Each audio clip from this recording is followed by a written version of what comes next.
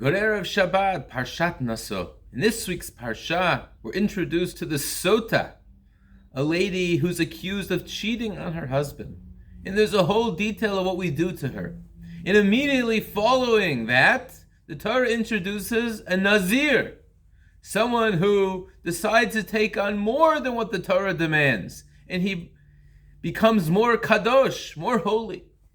What do these two things have in common? Rashi quotes Chazal. The Chazal tell us, Kol haroeh sota bekul kolah. Anyone who sees the sota and what she goes through, yazir atzmo min hayayin, has to take upon himself more, to do more, to become more holy. What's the concept here? So the Mefarshim, the commentators, explain that everything we see affects us. It makes a rosha, it makes an imprint on us. We see something, even if the person maybe gets punished for what they do wrong.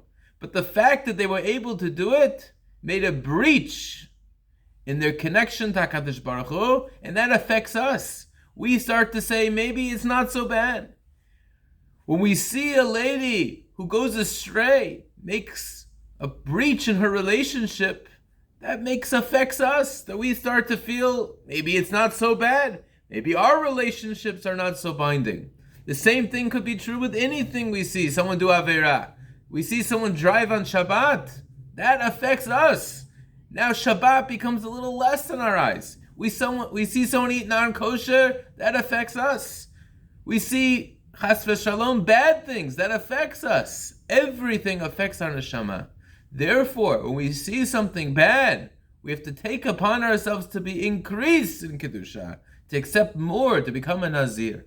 These are the concepts. We have to be very, very careful what we're exposed to, what we expose our kids to, because everything we see has a tremendous effect on us, and may we guard ourselves and add more Kedusha. Shabbat Shalom.